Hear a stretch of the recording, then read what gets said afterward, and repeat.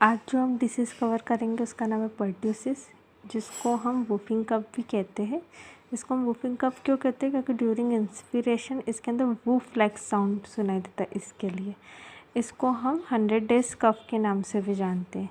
Cough should be persistent up to 100 days. It is a bacteria disease caused by the Bordetella pertussis. ये एक bacteria disease है जो कि Bordetella pertussis से होता है। It is highly infectious disease. It's secondary attack rate is more than 90%। मतलब एक किसी को हो गया तो किसी और को 90% लोगों को वो और कर सकता है।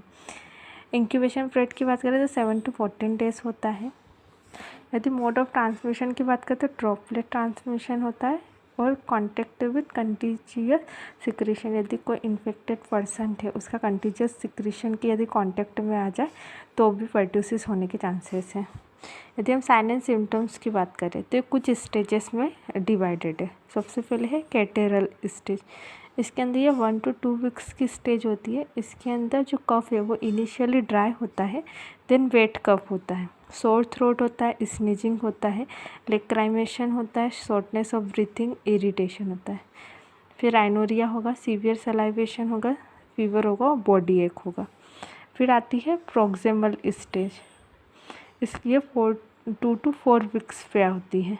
इसके अंदर continuous persistent unbearable chronic severe coughing होगी। मतलब कंटिन्यूस बहुत ज़्यादा ही कफिंग चलने लगेगी। इतनी खतरनाक कफिंग होती है कि रिप पेन होगा, मसल्स टीयरिंग होते हैं, मतलब मसल्स फटने लग जाती है।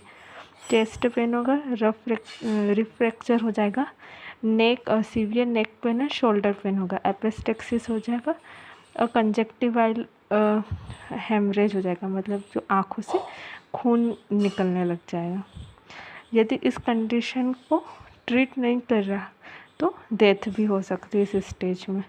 और यदि सही ट्रीटमेंट ले लिया तो कन्वल्सेंट स्टेज में आ जाएगा, जिसके अंदर जितने भी साइन एंड सिम्टम्स वो डिसअपियर हो जाएंगे और जो पेशेंट है वो कंफर्टेबल फील करने लग जाएगा। यदि हम डायग्नोसिस की बात करें तो हम इसके क्लासिकल सिम्टम्स हैं, तो इतनी कफिंग चल रही उसके क्लासिकल सिम्टम्स से हम डायग्नोस कर सकते हैं।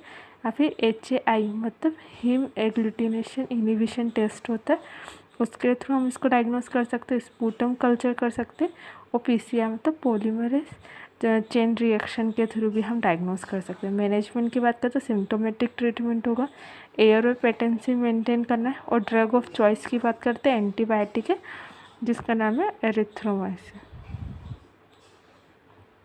प्रिवेंशन की बात करें तो आइसोलेशन में रखना है पेशेंट को, वैक्सीनेशन देना है।